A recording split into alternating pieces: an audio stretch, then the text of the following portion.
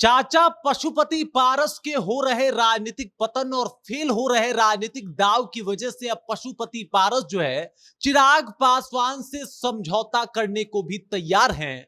Media से बातचीत करते हुए ये बता रहे हैं कि चिराग पासवान उनके खून है। वही पशुपति पारस जो कभी कहा करते थे कि चिराग पासवान उनके खून है, इस बात का अफसोस है पशुपति पारस को। और अब वही पशुपति पारस के सुर बदले बदले से लग रहे हैं। क्या है पूरी जानकारी, क्या है पूरा खबर, इसी के ऊपर हम बातचीत करने वाले हैं। लेकिन उससे पहले मेरा परिचय जान लीजिए। मैं हूं रजत और आप देख रहे हैं जनता जंक्शन। पशुपति पारस और चिराग पासवान का जो मसला है वो कई सालों से चला आ रहा है और दोनों के ऊपर जो है कहीं ना कहीं एक अपनी आत्मसम्मान को लेकर लड़ाई जो है वो चल रही थी। इसी बीच चिराग पासवान ने कुछ ऐसे दाव खेले। सबसे पहले तो उनका स्ट्राइक रेट 100 का पहुंच गया, उसके बाद वो केंद्रीय मंत्री बन गए, ऑफिस भी उन्होंने हथिया लिया।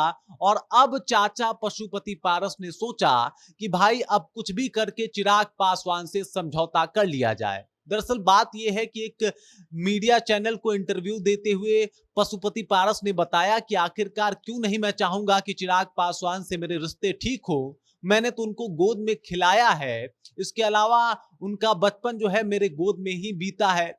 इसके बाद वो कहते हैं कि मैं रामविलास पासवान जी की बहुत इज्जत भी करता हूं, मैं रोज सुबह उठ के उनकी फोटो की पूजा भी करता हूं और इस वजह से चिराग पासवान और मेरे रिश्ते अब ठीक हो जाने चाहिए। अब इससे आप अंदाजा लगा सकते हैं कि चिराग पासवान को जो कभी दुत्कार के हटा दिए थे, उनके पीठ पीछे उनकी पार्टी को तोड़ दिया था पशुपति पारस ने और उनके सारे सांसदों को अपने साथ मिला लिया था। अब वही पशुपति पारस जो है वो बड़ा दाव खेलने के फिराक में है। वो चाहते हैं कि वो सारे रिश्ते को ठीक कर दें जो चिराग और पशुपति पारस में बिगड़ा हुआ है। जब देखा पशुपति पारस ने कि अब स्थिति जो है वो कुछ ज्यादा ठीक नहीं है और वो खुद अब राजनीतिक पतन के कगार पे पहुंच गए हैं, वो पशुपति पारस अब ये प्रयास कर रहे हैं कि किसी भी तरीके से कुछ भी करके चिराग पासवान से उनके रिश्ते जो हैं वो ठीक कर दिए जाएं। इसके अलावा अगर बात किया जाए तो पशुपति पारस ने यह भी बताया मीडिया इंटरव्यू में कि चिराग पासवान को वो हमेशा से कोशिश करते आए हैं कि वो उनके साथ आ जाएं। इसके अलावा उन्होंने ये भी कहा कि अगर चिराग पासवान चाहते हैं कि वो हमसे बैठ के बात करें, इस रिश्ते को ठीक करें, इस मुद्दे पे हमारी बातचीत हो, तो उसके लिए भी मैं तैयार हूं। मतलब आप समझ सकते हैं कि पशुपति पारस अब चारों खाने चित हो चुके हैं।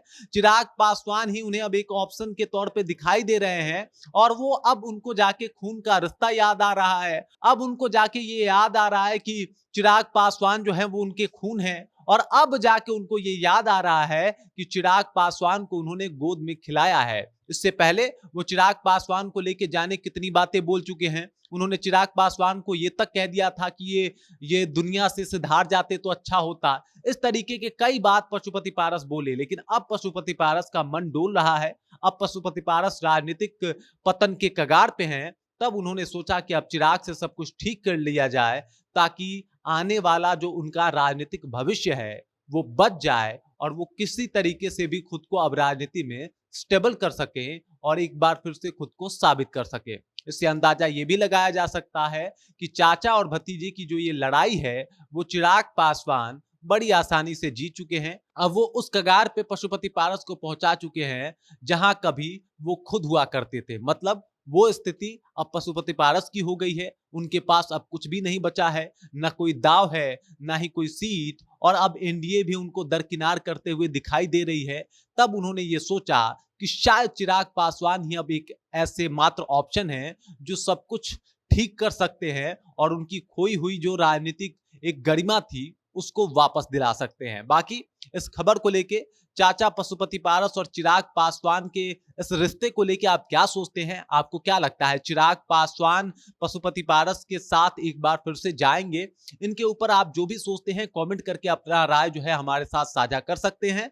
बाकी आप देख रहे हैं जनता जंक्शन और मेरा नाम रजत है।